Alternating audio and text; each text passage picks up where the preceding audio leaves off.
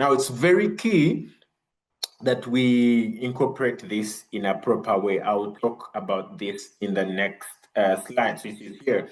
So I'll give a few examples. I've been, as a teacher, you'd know that you're focusing on listening, speaking, reading, and writing.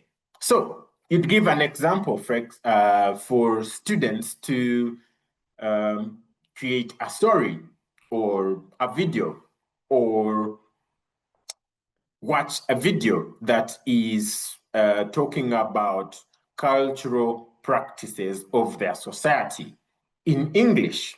Now they are listening, they're gaining both listening skills and also knowledge. So they are gaining two things at the goal. You're hitting both your objectives. Speaking, I gave an example of role play. For example, the bits of the forest parts in Things Fall Apart, for example. You could have them role play some of those bits. You could have them role play a community meeting where a society is trying to solve a climate crisis.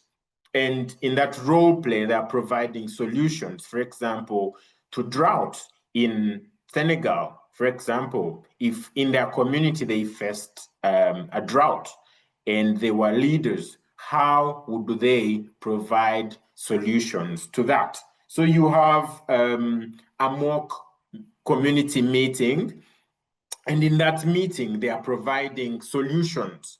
They are thinking of the solutions, but also speaking this in English language, which has, again, double benefits. You're raising very good stewards, but also achieving your goals as a teacher of English language. 3, reading. I think this is easy, very, very easy. You know, we have folk tales, we have proverbs, we have environmental news. Maybe there's a hurricane somewhere and they're reading about it. And then after this, you could even have them write a piece about it.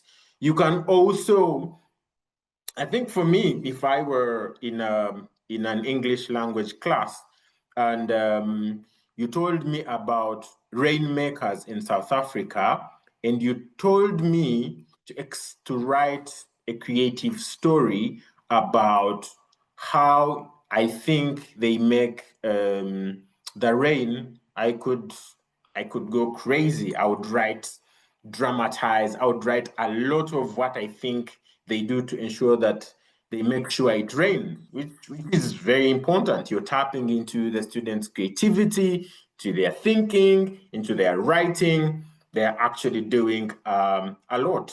For example, one of our professors, and I've seen Amoni in the chat, I think he was called Abaski Yimba.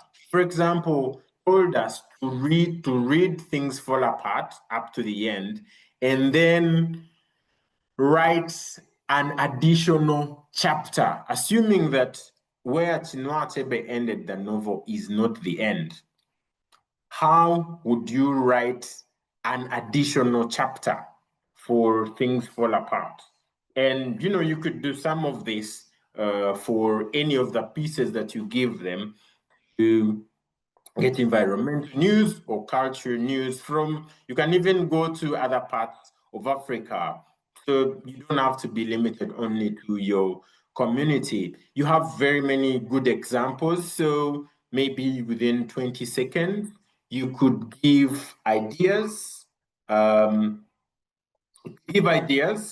how you can incorporate African indigenous climate wisdom in your classes. So how would you incorporate African indigenous climate wisdom in your classes, focusing on the 4